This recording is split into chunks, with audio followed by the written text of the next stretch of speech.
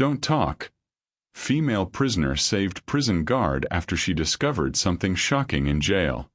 The night the power died inside Blackridge Penitentiary, Raven Cole felt the walls exhale, like the whole prison had been waiting for this moment. Darkness dripped down the corridors, swallowing steel bars and drowning the usual hum of cameras. Something wasn't just wrong. Something was planned. She pressed against her cell door, breath sharp, as shadows moved where no shadows should be. And then she saw him, Officer Marcus Hale, walking straight into an ambush he didn't even know existed. When a gloved hand lifted a shiv behind him, Raven burst from her cell like a woman possessed. She grabbed him, clamped her palm over his mouth, and hissed, "Don't talk." If you're enjoying this story, click subscribe, like this video, and comment what time it is that you're watching this video. Now let's get back to the story. Before Blackridge scraped the softness off her spirit, Raven Cole was America's most unexpected success story. An elegant young black heiress who turned her father's tech empire into a humanitarian powerhouse. Her face lived on magazine covers. Her voice was a headline. Her future was limitless. Until the day she became a criminal in 48 minutes. Federal agents stormed her home. Journalists camped at her driveway. Board members whispered the same lie.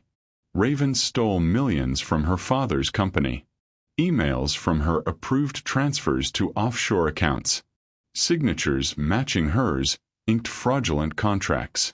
Deposits connected to her poured into secret vaults. Everything looked airtight. Too airtight. She tried to explain, pointing instead to her cousin, Travis Cole, a man with charm and venom braided so tightly you couldn't tell where one ended and the other began. He had always wanted control, always resented her. But Raven underestimated how far Travis's alliances stretched, into the board, the auditors, the prosecuting office. And when the gavel dropped, her life shattered. Sentenced. 5 years. Location: Blackridge Penitentiary. Maximum security.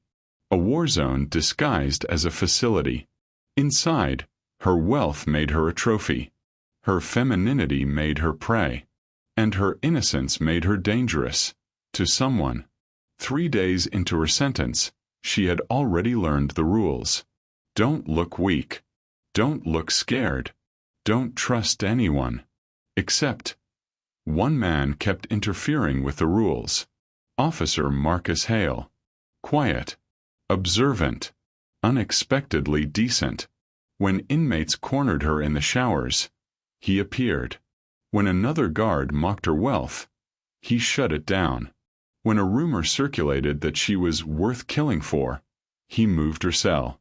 It didn't take long for people to notice his protectiveness. And it didn't take long for danger to shift its eyes from Raven to Marcus. Marcus Hale wasn't built for corruption.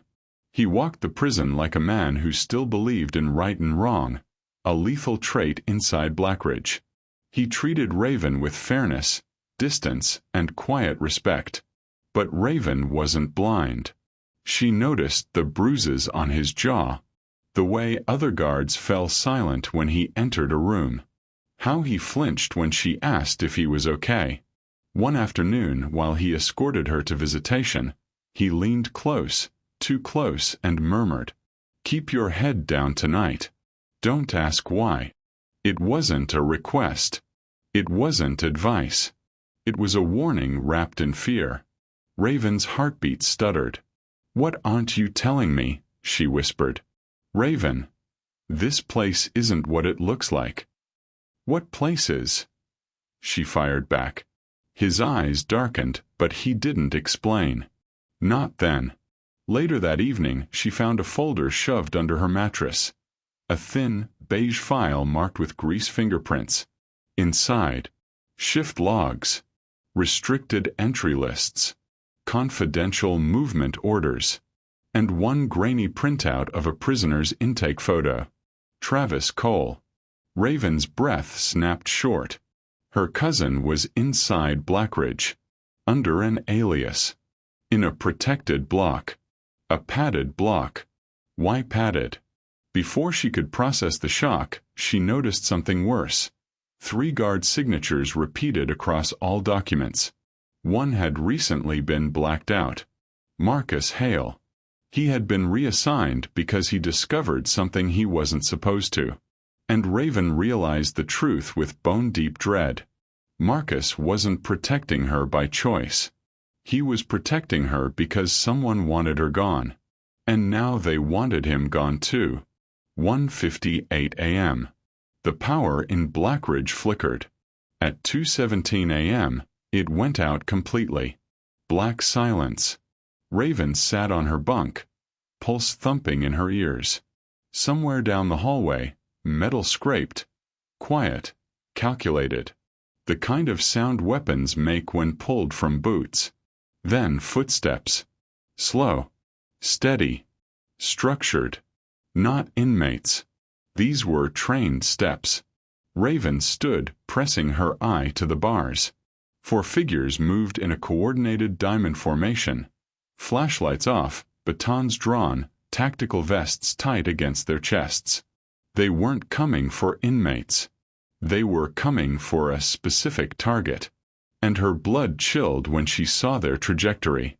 They were headed straight for Marcus Hale. She didn't think. Didn't breathe. Didn't weigh consequences. She backed up, sprinted toward the far corner of her cell, and hurled her body full force at the weakest bar. The one she'd quietly loosened weeks ago for emergencies. The bar snapped. The alarm did not go off. The power was dead on purpose.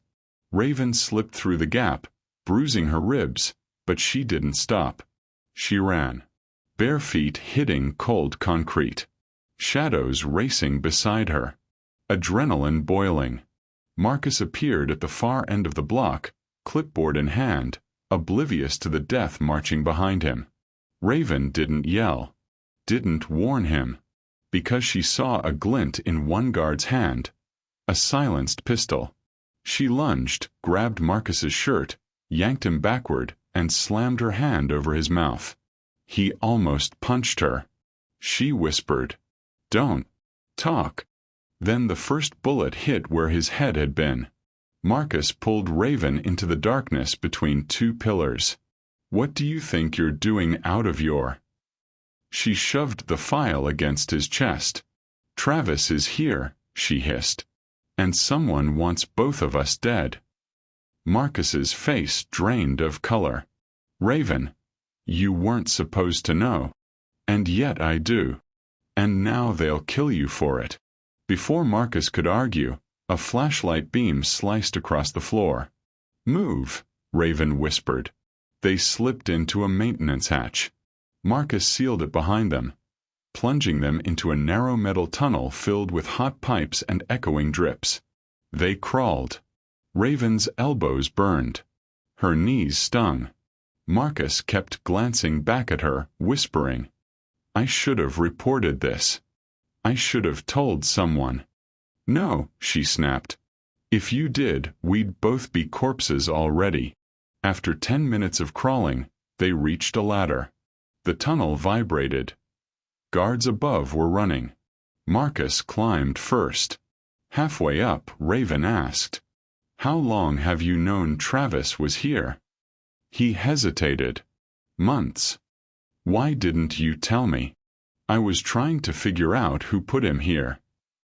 And the answer is worse than you think." Raven's grip tightened. "Tell me." He swallowed. "He's not being protected. He's being held as leverage." "Leverage for what?" "To keep you silent. To keep the public from digging deeper. To keep Coltech under new management." Raven felt a scream claw up her throat. They reached a reinforced steel door. Marcus keyed in a code. Behind it was a dim room filled with monitors, backup servers, emergency controls. Everything offline. Except one camera feed. Marcus tapped the screen. Raven froze. It was a padded room. And there, broken, bruised, strapped to a chair, was her cousin Travis Cole. Why is he tied up? Raven whispered. Marcus leaned close. Because Gerald Boone needed a scapegoat and a bargaining chip. He framed you. Used Travis as a puppet. Buried him here where no one could find him. Raven felt the world tilt. Her father's trusted business partner, practically an uncle, was the architect. Marcus whispered. Raven, Boone arranged your sentence.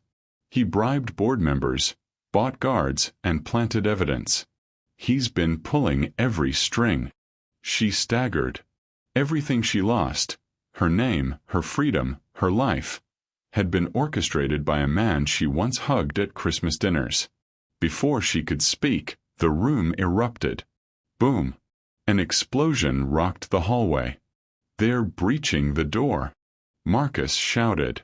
He grabbed Raven's hand and pulled her into a utility shaft leading downward. Guards flooded behind them. Raven heard one snarling. If Hale reaches the basement, everything collapses. Shoot anyone with him.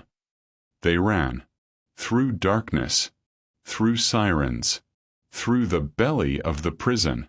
And every step death followed. The basement holding block wasn't on any prison map. Marcus kicked the door open. Raven gasped. Travis sat limp, head drooped, wrists chained above him. His lips were blue. A bruise covered his cheek. But he was alive. Barely. Why would Boone do this? Raven whispered. Marcus answered, voice tight. Because keeping Travis alive meant he could pin every embezzlement detail on him if the board probed too deep. He planned to find Travis later and heroically return stolen funds. And framing me made you the perfect distraction. Public outrage. Media frenzy. Board destabilized. Boone took control without resistance. Before they could free Travis. A gun cocked. Step away from him. Raven turned slowly. Gerald Boone himself stood in the doorway, flanked by two corrupt guards, pistol aimed at Marcus's skull. His smile was cold. Fatherly. Familiar. Sickening. Raven, he said sweetly, you were supposed to accept your fate quietly. You framed me, she spat. You were too powerful for your own good. And too beloved. People like you become dangerous. Marcus stepped forward. Boone's voice turned razor-sharp. One more step, Officer Hale, and I'll splatter your brains in front of her. Raven shook, torn between fear and rage. You destroyed my life, she whispered. No, Boone corrected. I perfected it. Marcus subtly shifted his stance. Boone aimed higher. Don't try it, son. Raven's eyes flicked between them. And then she saw it. A sprinkler node directly above Boone's head. She locked eyes with Marcus. He understood instantly. Boone raised his pistol. Goodbye, Raven. Bang. Marcus fired first. Not at Boone. At the sprinkler node. Water exploded from the ceiling. Monitors short-circuited. Lights flickered back to life. Every camera activated. Every emergency alarm triggered. Boone shrieked, blinded. Raven lunged at him, knocking the gun from his hands. Marcus tackled one guard. The other fired wildly.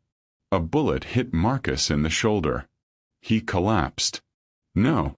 Raven screamed. She grabbed the fallen guard's baton and delivered a blow that cracked across his skull. Boone tried to flee. Raven threw herself on him. They struggled. Skin against steel. Adrenaline against betrayal. Finally, she pinned him. Just as backup officers stormed the room, guns drawn. Boone's empire burned. 3 months later, the courtroom buzzed with reporters. Recordings from the sprinkler cam footage had gone viral nationwide. Federal investigators pulled apart Boone's crimes. Travis testified from a hospital bed. The board begged Raven to return and salvage the company. And at last, her conviction was overturned. Raven was free. But freedom tasted strange. Because Marcus Hale wasn't beside her. He lay in a rehabilitation center, recovering from the bullet wound that shattered part of his shoulder and fractured a vertebra. He resigned from the prison. He lost his badge, his pension, and his career because he chose to save her. After the hearing, Raven didn't celebrate. She didn't attend the press conference. She drove to Marcus's rehab center. He sat by a window, staring at the horizon, arm in a brace, body thinner, face tired. He turned when she entered. A flicker of surprise crossed his eyes. "You came," he said softly. Raven knelt beside him. "You saved my life," she whispered. "And you lost everything for it." Marcus shook his head. "I'd do it again." Raven swallowed emotion. "I don't know what comes next," she admitted. "Not for me. Not for you. But whatever we rebuild it together." Marcus blinked hard. "Raven, you don't owe me anything." She reached for his hand. "I owe you the truth. You were the only person who believed in me when the world celebrated my downfall. You saved me in the dark. I'm not leaving you in it." He exhaled a long, fragile breath. Outside, morning stretched across the sky. Raven Cole had her name back, her freedom back, her power back. But the world she returned to wasn't the same. Her scars weren't gone. Her losses weren't restored. Her justice was imperfect. Yet something new existed. A bond forged in fear, in blood, in survival. A bittersweet redemption. Not a perfect ending, but a real one. The kind she could finally live with. The end. Thank you for watching this story to the end. If you enjoyed this story, you will surely love the next one. It's as crazier and more intriguing as you can ever imagine. So do check it out. Click on the image showing on your screen right now to watch the next one. Don't forget to subscribe, and I'll see you in the next one. Bye for now.